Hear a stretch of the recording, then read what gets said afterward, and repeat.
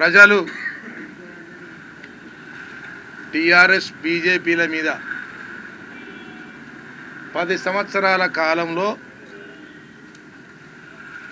వాళ్ళు ఏమీ అభివృద్ధి చేయక రైతులను, రైతు కూలీలను, విద్యార్థులను, యువకులను, ఉద్యోగస్తులకు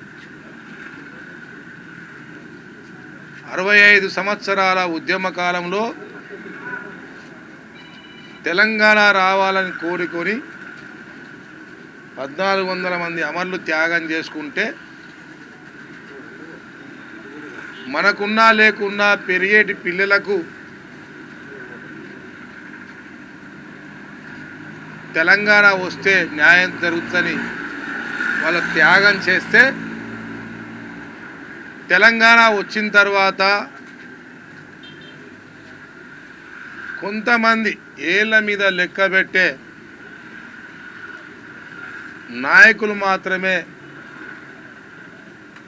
బీఆర్ఎస్ బీజేపీ ప్రభుత్వం మాత్రమే బాగుపడ్డ తప్ప ఒరిగింది ఎవరికి లేదు. 10 సంవత్సరాలలో చెయ్యని పనులు అధికారం 3 నెలలు పోయిందని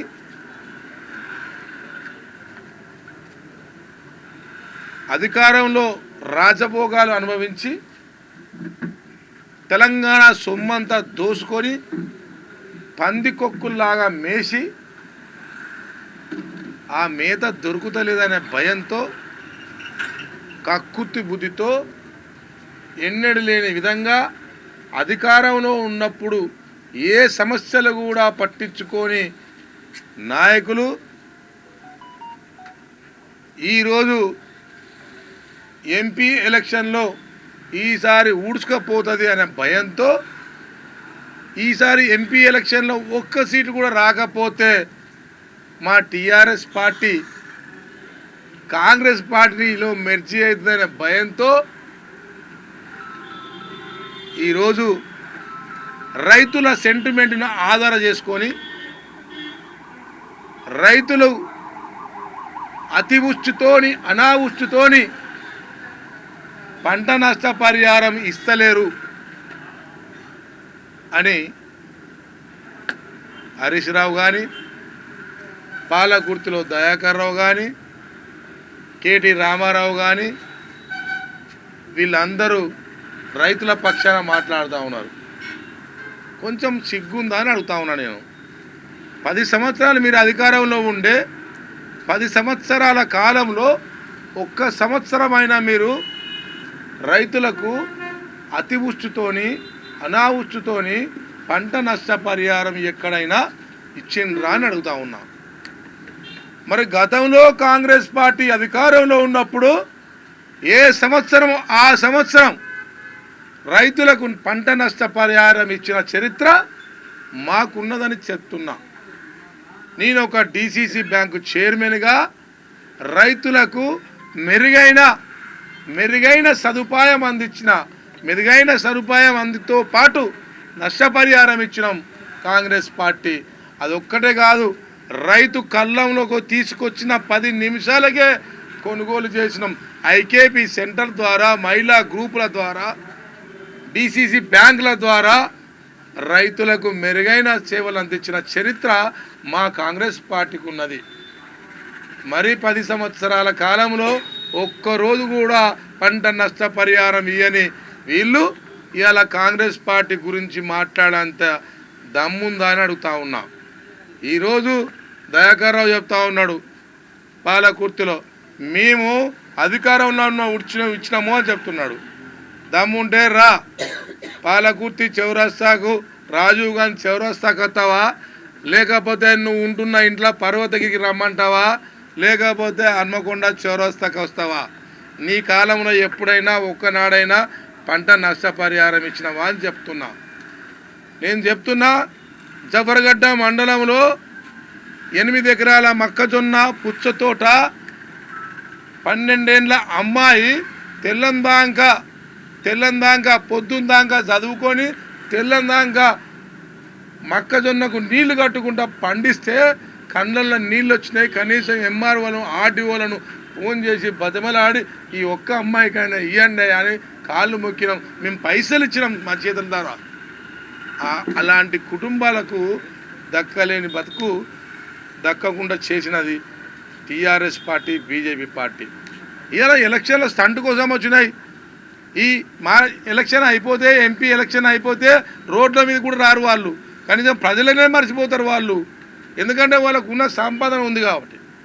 కాంగ్రెస్ పార్టీ అధికారంలో ఉన్నప్పుడు రైతు బాగుపడాలని 2 లక్షల రూపాయల రుణమాఫీ చేసి మళ్ళా రుణం ఇచ్చిన చరిత్ర మాకుంది. ఇవాళ డ్రిప్ ఇరిగేషన్ మీద ఎస్సీ ఎస్టీలకు, బీసీలకు, ఓసీలకు డ్రిప్ ఇరిగేషన్ సబ్సిడీ ఇచ్చిన చరిత్ర మాకుంది. విత్తనాల మీద సబ్సిడీ ఇచ్చిన చరిత్ర మాకుంది.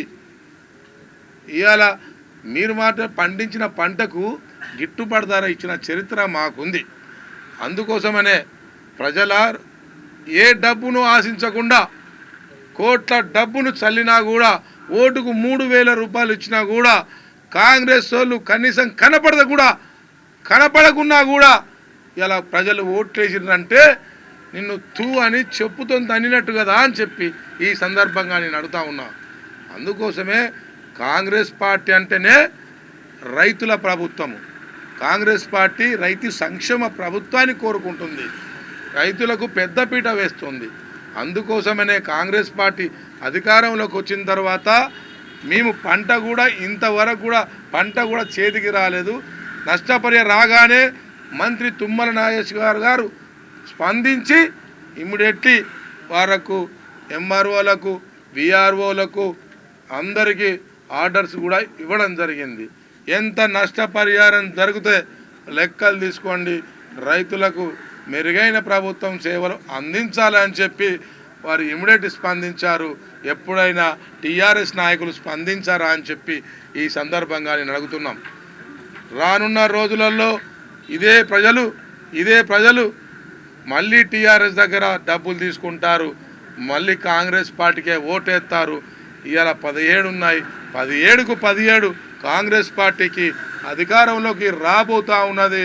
పార్లమెంట్లో తప్పకుండా రాహుల్ గాంధీ గారు ప్రధాని అవుతారు, రైతులకు పెద్దపీట వేస్తారు, విద్యార్థులకు, యువకులకు, ఇండస్ట్రీస్కు పెద్దపీట వేస్తారని చెప్పి ఈ సందర్భంగా మీకు మనవి చేస్తూ ఉన్నా.